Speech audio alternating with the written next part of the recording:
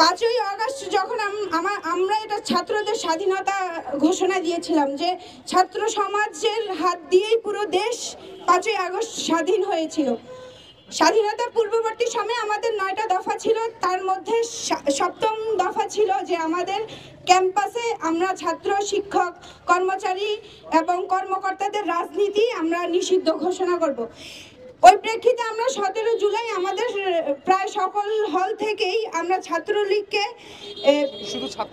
ছাত্রলীগ সহ ছাত্র দল এবং সকল দলীয় প্যানেলে অন্তর্ভুক্ত ছাত্রদেরকে আমরা হল থেকে বের করে দেই বা বিতাড়িত করি।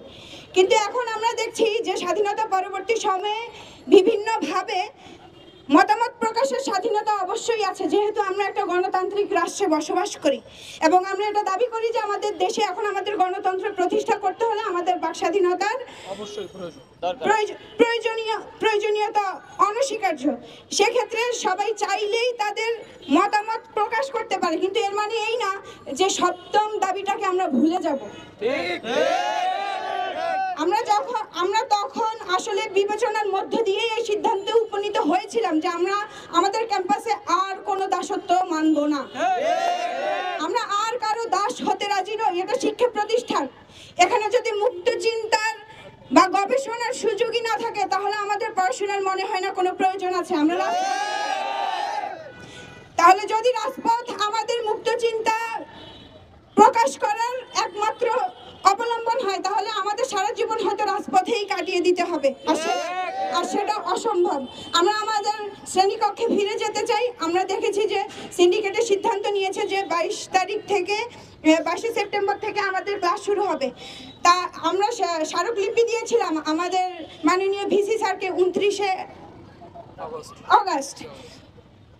আগস্টে দেওয়ার পর স্যার আমাদেরকে আশ্বাস দিয়েছিলেন যে অবশ্যই যদি তোমরা চাও যে ক্যাম্পাসে রাজনীতি থাকবে না, আর যেহেতু এটা একটা দাবি হিসেবে আগেই উত্থাপন করা হয়েছিল, সেটা আমি তোমাদের সাথে একমত পোষণ করছি এবং আমি চেষ্টা করব।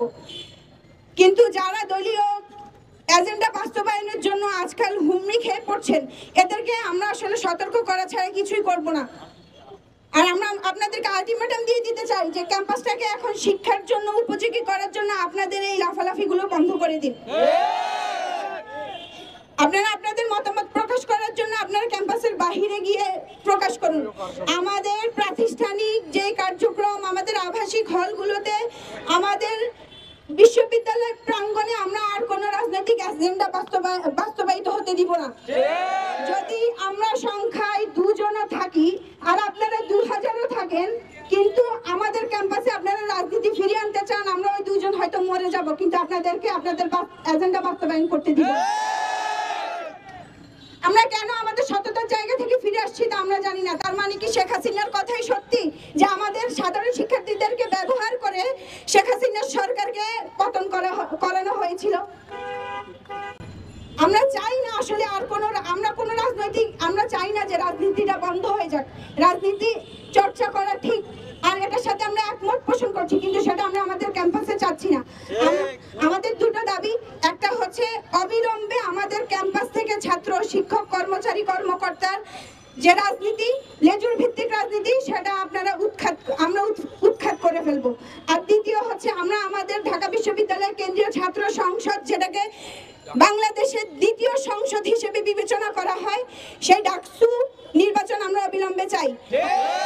যেভাবে ডাকসুকে আপনারা অচল করে রেখেছেন, আমরা ঠিক সেভাবেই মোড় ঘুরিয়ে তাকে সচল করে ফিরবো ইনশাআল্লাহ।